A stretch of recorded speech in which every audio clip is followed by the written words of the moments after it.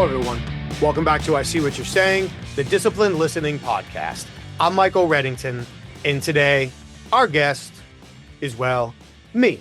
Because starting now, we are unveiling a new ongoing series of episodes where we are going to take a shorter period of time to dive deeper into individual or small groups of related elements of communication so we can focus on them and continue to develop how we communicate in our business and personal lives. What better place to start than with the disciplined listening method?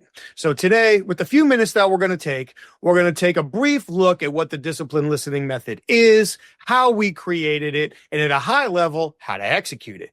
Then we're going to come back over subsequent episodes to really dive deeper into the skills, perspectives, and techniques that we can all apply in our business communications and our personal communications, any high-value conversation that we're participating in. So to just jump right into it and start talking about the disciplined listening method, one of the questions we get asked all the time is, what's the disciplined listening method? Well, the disciplined listening method is a structured and systematic approach for achieving success in our high value or high impact conversations. And we're going to come back to that topic of a high impact conversation in just a few minutes. But when we look at how we created the disciplined listening method, really we integrated behavioral sciences with non-confrontational interview and interrogation techniques, and of course, business communication, research, and best practices. We did this with the specific goal of uncovering hidden value. And we recognize the way we do that is by creating the communication experiences that our counterparts require. We don't want to go into any important conversation thinking, what do I need to say or do? What do I need to look like? What questions do I need to ask? We really need to go in focused on what do our counterparts need to experience in order for them to feel comfortable sharing the information or making the decision that we need them to in the context of this situation. So with that, we really focus on applying the disciplined listening method to build relationships, solve problems, make decisions, forge agreements faster than we otherwise would, because our focus is on connecting with others and reducing resistance, creating a more comfortable and productive communication experience for them. So why would we take all the effort into creating the disciplined listening method when there are already lots of techniques out there for sure? It can probably be boiled down to three reasons. One was out of pure curiosity, because we really started by trying to answer the question, how come there are some people who can consistently go into conversation where the odds are very clearly stacked against them, and they have little to no chance, at least on the surface, at getting sensitive information from their conversations or creating this commitment to action moving forward, but yet they do so, and they do so consistently. We wanted to know, how do they do it? What techniques are they using? So that's really where this started. And then as we continue to go down that road, the second goal emerged, where we really wanted to take apart the myths and misconceptions associated with listening and communication. We also really wanted to start knocking down the silos, because the more research we did, the more we realized that there were too many great research projects. There were too many great sets of experiences. There were too many great examples. There was so much great information out there, but they were siloed into all these different places, and people refused to cross-pollinate them for any number of reasons. So we wanted to knock down the silos, get rid of the myths and misconceptions, and really focus on what works. And we also really wanted to solve what potentially is the single biggest bedrock problem in all of communication, especially once you get into business. And that is that most of us weren't really taught how to communicate, but we were operationally conditioned. And we were operationally conditioned to communicate by adults when we were kids, which means we were only ever really taught how to talk to kids. Our parents, our teachers, our coaches, our counselors, whoever it might have been, these adults in our lives who communicated to us as if we were children. Those are the examples that we have. So then we grow up to be adults. We grow up to be leaders. We grow up to be business development professionals. We grow up to be negotiators, coaches, whatever it may be. And in these new roles, we have to connect with, communicate, and influence commitments from other adults. But we've only ever been taught how to talk to kids. So now we talk to kids like they're adults. We wonder why it doesn't work, and we blame them when they don't interpret what we said or did the right way, because it couldn't possibly be our fault. We did everything we were taught or conditioned how to do. In order to achieve those goals and specifically overcome that last problem, when we created the disciplined listening method, we were careful to conduct a wide breadth of research and include a diverse set of experiences and examples that all focus on developing our situational awareness, really applying emotional intelligence, developing strategic observation skills, really working on appropriate ethical influence and persuasion techniques, and elevating our inquiry skills.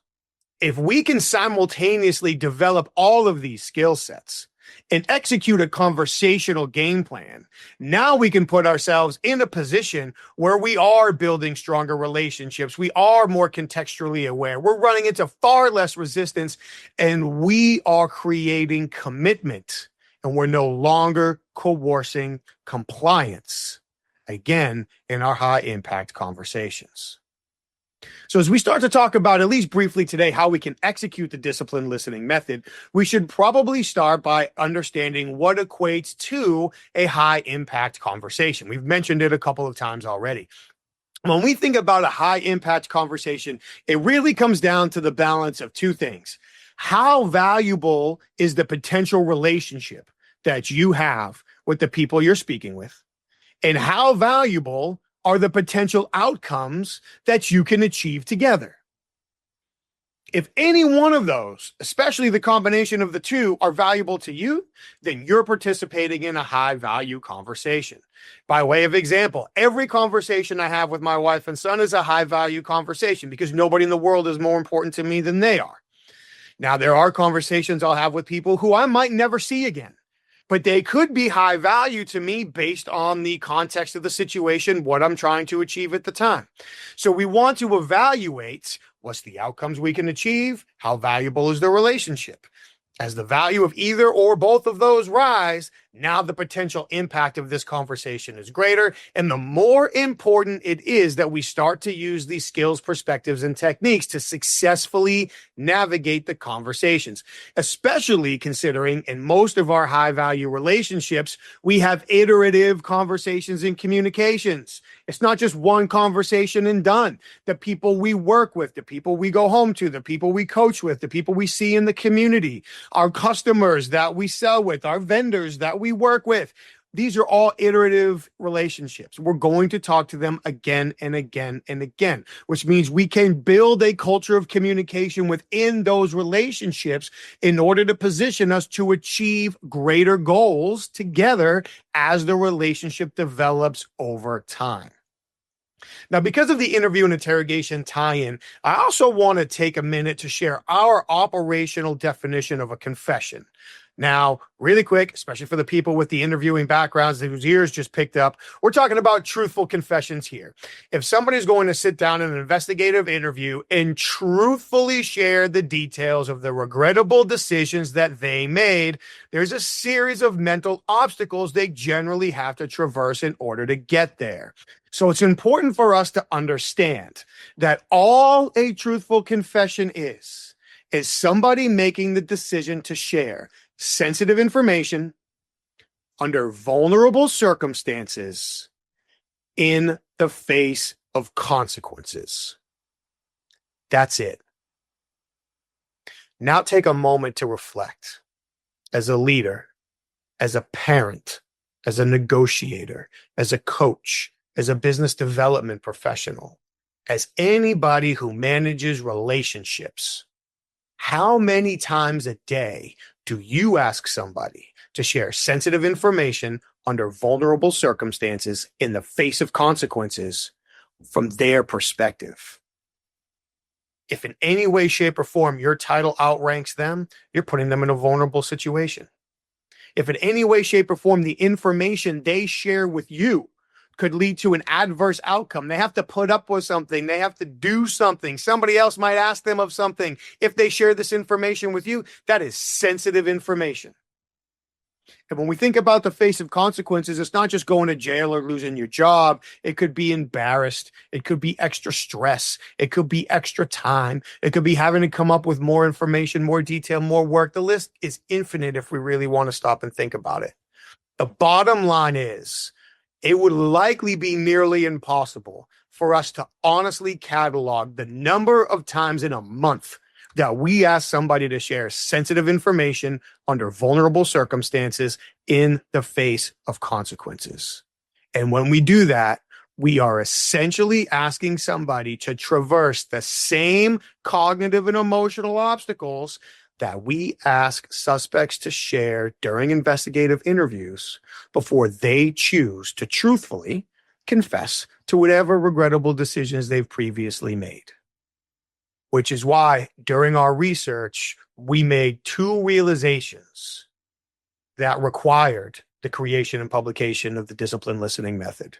Number one, the cognitive process that suspects experience in the interrogation room before they commit to truthfully saying, "I did it," is essentially identical to the cognitive processes that employees experience before they commit to saying, "I'll do it," and customers experience before they commit to saying, "I'll buy it."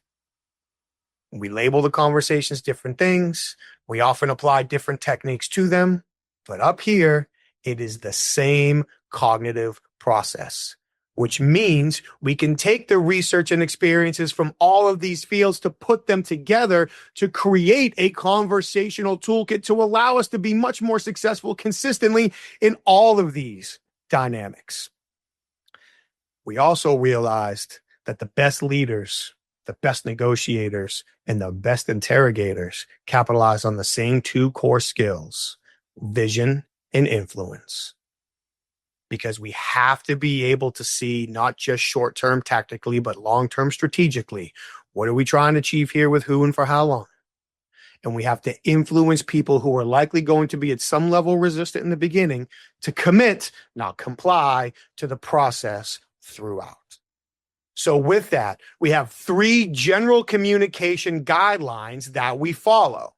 The first one is it is safer to assume that people are more likely to withhold information than they are to share it. Anytime somebody's asked or to consider at least sharing information that might be sensitive or involve consequences, oftentimes their first reaction is to be a little bit defensive, a little bit careful, curious. They want to protect themselves and their self-interest first. So if we go in expecting people to share information with us based on our title, our experience, our rank, whatever it might be, we end up falling face first into the entitlement trap. And as soon as we act like we're entitled to anything, we're now acting like somebody's parent, and we're more than certainly creating more resistance and greater issues than we were ahead of time. Now, if we go into a situation saying, "I'm not so sure they're going to be open and ready to have this conversation," we put together a plan, and it turns out that they were ready to just open up and share, then great. We had an awesome plan. We didn't need it. We can fall back on it at any time during this conversation if the situation changes. But if it turns out we were right and they were hesitant and they did need to be led through the conversation, now we were prepared, we were ready, and we stayed out of that entitlement trap. So number one, we want to assume that people are more motivated to withhold information than to share it. I mean, think about it. Everybody that you talk to, more or less, has been Mirandized. They know that they have the right to remain silent because anything they say will be held against them at your earliest opportunity, and they want to protect themselves from that, which is why the second guideline is so important. We need to help people save face and protect their self-image at all times. The number one fear that will consistently stop, especially adults, from accepting risk, outside ideas, changing their behavior, is the fear of embarrassment, the fear of being judged. The research on this is clear and consistent across different fields. We need to be going out of our way, working hard to avoid causing people to feel embarrassed. Accountability is necessary, but when we're going for the truth, when we're going for sensitive information, we don't need to couple it with accountability at the same time. Again, we're going to talk about this a lot coming up in future episodes. Accountability typically holds best towards the end of the conversation, not when it's forced at the beginning of the conversation. When we think about helping people save face, that's in the lead up to the conversation, as we're walking into the conversation, during the conversation, after the conversation. Helping people save face and protect their self-image is perhaps the single most important thing we can do. It could be at least 80, maybe even 90% of the battle. So if we're assuming that people are more likely to want to withhold information, we stay out of the entitlement trap, we put a good plan together. We then go out of our way to help them save face and avoid feeling embarrassed during our conversations. Then we need to make sure that we remain focused on outcomes. If you've ever been in a scenario where you said or did something you immediately wished you could have had back, it's because at that moment in time, satisfying your emotions was more important than achieving the outcomes you originally set out to. If we need to control our emotions, if we need to find new paths to success, if we need to be able to adapt the strategy that we initially set in place prior to a conversation, we need to be focused on those outcomes. And on an upcoming episode, we're going to dive into the fact that listening is an outcome-driven process. What we observe for, how we interpret it, and the actions we take next are all directly related to the outcomes that we believe we have in mind. Elevate our outcomes, elevate our results. If we can assume that people have more motivation to withhold information, we stay out of that entitlement trap. We go out of our way to help people save face, and we stay focused on the outcomes we can achieve together. It's not about winning or losing, right or wrong, credit or not.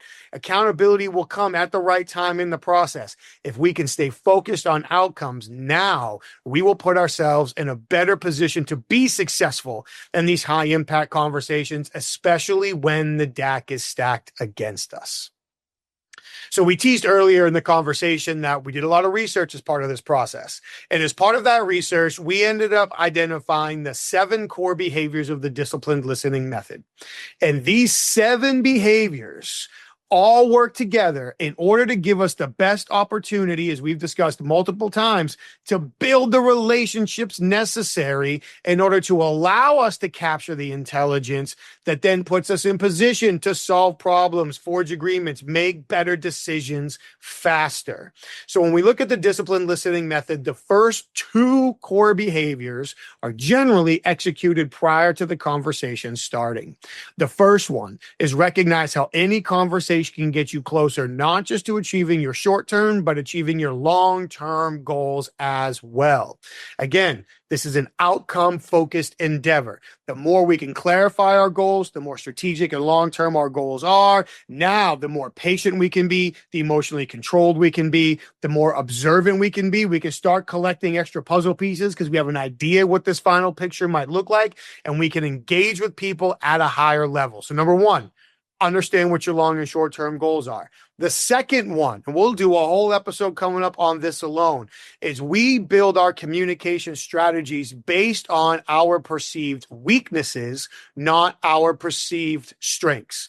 If we go into any conversation thinking, well, this person should open up to me because I'm trustworthy, I am the senior person, I have the experience, I have the title, the business card, I'm the parent, I'm the coach, whatever it might be, we are falling back into that entitlement trap because we're assuming that our strengths apply as we see them in this conversation. That could very well not be true. But if we stop and think of, wait a minute, what are all the reasons why this person shouldn't say or do what I want them to do? And if we can carefully catalog as many of those reasons we can think of, then we say, all right, cool. If all these things are true, what do they need to experience in order to overcome these obstacles and commit to sharing the information we need or taking the action we need them to? Now we can put together a communication strategy that is far more likely to be successful on a much higher level. We're limiting the impacts of our biases. We're limiting the impacts of our expectations. We are significantly increasing the role of our emotional intelligence, our ability to empathize, build rapport with the person or people that we're speaking with. It's not about our strengths. We build our most effective communication strategies based off essentially our weaknesses and threats. Why shouldn't this work from my counterpart's perspective? And what do they need to experience to overcome it? So with the preparation largely in place, once the conversation starts, the third behavior, everyone loves this, is be patient. Let the conversation come to you. Listening equals learning. If you're not learning, you're not listening. Think about it this way. It's collecting data points. The more data points we have, typically the better decisions we can make, especially if we're clear on the goals we're trying to achieve and the outcomes that we want to end up with. So be patient. Let the conversation come to you. In upcoming episodes, we'll talk a lot about the research that shows how people feel when you interrupt them and why that happens, and misguided attempts to build rapport and show similarities, all of these things. The more other people talk, the more control they feel like they have, which significantly works to our advantage. Their barriers go down. They share more information. We get more data points, and we're able to make better decisions. Slow down. I'm not asking you to spend more time with people, but I'm begging you to make the time feel slower. Let the conversation come to you. Now, while that conversation is coming to you and you're evaluating the totality of their verbal and nonverbal communication, please do not try to catch somebody lying. There's no point to it. Nearly all of the things you've heard people do when they lie are myths or lucky guesses at best. What we should be focusing on is shifts in someone's comfort level. Based on a baseline we've established for this person in similar contexts, do they appear to be consistently comfortable as they usually are? Or during this conversation, all of a sudden, do they look more uncomfortable, more comfortable, more stressed, less stressed? When a behavior changes, or when a group of behavior changes, more importantly, is more valuable to us as observers than what behavior changes. So we want to pay close attention to shifts in their comfort levels. And then when we recognize those shifts, track what was going on when their behavior shifted. What does that likely mean? If they now appear to be more stressed, how do I adapt? If they appear to be more comfortable, how do I adapt? And by the way, if they appear to be more comfortable, is that a good thing or a bad thing? Are they more comfortable because I'm going down the right road? Or are they more comfortable because they had a plan and I just stepped right into it? All contextual clues that we will talk about again when we do a whole specific episode just on getting strategic value from verbal and nonverbal communication, which we will have coming soon for you. So far, we are increasing the value of our preparation by focusing on our long and short-term goals, building our strategies based on our weaknesses, letting the conversation come to us, observing for changes in their comfort levels, and then adapting our approach as we make those observations. Now, when we engage with them, we want to make sure, as we've discussed, that we go out of our way to help them save face and protect their self-image. We don't ever want to come across as unnecessarily accusatory, judgmental, anything along these lines.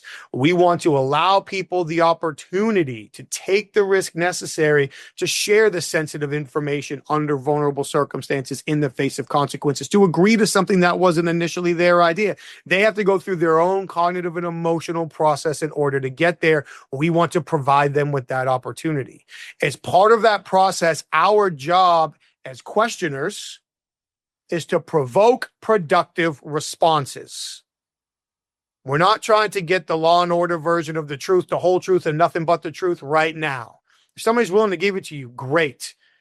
But that's asking for a whole lot at one point in time. If we understand what our goals are and we're helping people save face, and we're allowing them to lead the dance so we can capture more intelligence by provoking productive responses. Those are responses that give us information that we can use to continue the process, to ask better questions, more specific questions, to get a greater contextual education, build more pieces into the puzzle. We don't have to get the whole truth up at front. We can get the truth in stages.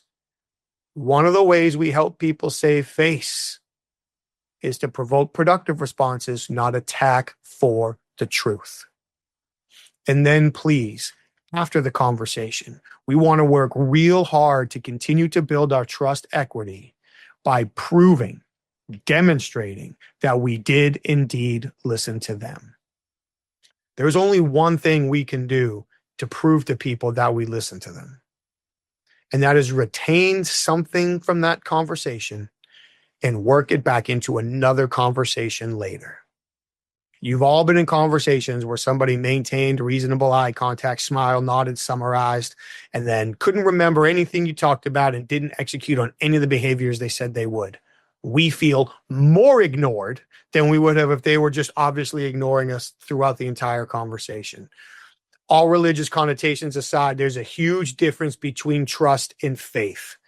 Faith is based on things we believe in strongly but lack the evidence. Trust is built on evidence. If you want someone to believe that you listen to them, ergo you want someone to believe that you care about them, we have to provide them with the evidence that we listen to them. Conversations don't happen in a vacuum. Every conversation we have with somebody is not only another link in the chain of our relationship, but it's another link in the chain of similar relationships that they have in similar contexts. We can take advantage of that. Use the links between the chains in order to provide them the evidence that you listened, you heard, you experienced, you followed up. It was important. The more important, whatever it is you capture and bring back, the more important it is to them, and the less obviously important it is to you, the more powerful it is. Give people evidence that you're trustworthy. Give people evidence that you listened. So to wrap it up quickly for today, the 7 core behaviors of the disciplined listening method are: clearly identify your long and short-term goals. Build your communication strategies based on your perceived weaknesses, not your strengths. Be patient. Let the conversation come to you. Listen equals learning. Collect those data points.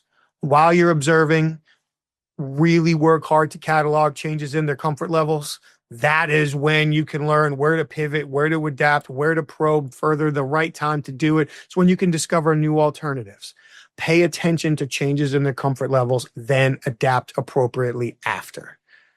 Help them save face the entire time. And while you're helping them save face, provoke productive responses. And of course, build trust equity after the conversation. So in a quick overview, this is the disciplined listening method. What we will do in follow-up conversations, follow-up episodes, is we will be sure to dive into the nuances of observing verbal and nonverbal communication for strategic advantages. We'll talk about the psychology of listening and how to adapt and improve what we do. We'll talk a lot about what other people are experiencing during our conversations and how we can integrate that into our strategy in order to take advantage of it. We'll talk a lot about different persuasive approaches, how to elevate the questions that we ask. We'll do many, many different examples of it. We'll get down into the nuances and the minutia as we move forward. But just starting now, recognize that anytime we're engaging in a high value conversation, the outcome is important, the people are important, the combination is important, then we need to take a disciplined approach to how we prepare, how we engage, how we inquire, execute, and follow up in order to make sure we are uncovering every opportunity and alternative we have to move forward. I appreciate you all watching our first mini episode. Thank you very much for coming. We appreciate it. Please, like we always say, take a quick second while you're here to like the show, subscribe, leave your feedback, share it with your network. Thank you so much. If you have any topics that you really want to see us dive into in this format, please send them. Any questions you want answered, please send them. We'll be very happy to include them. As always, stay safe, take care of each other, and we'll see you next time. Thank you.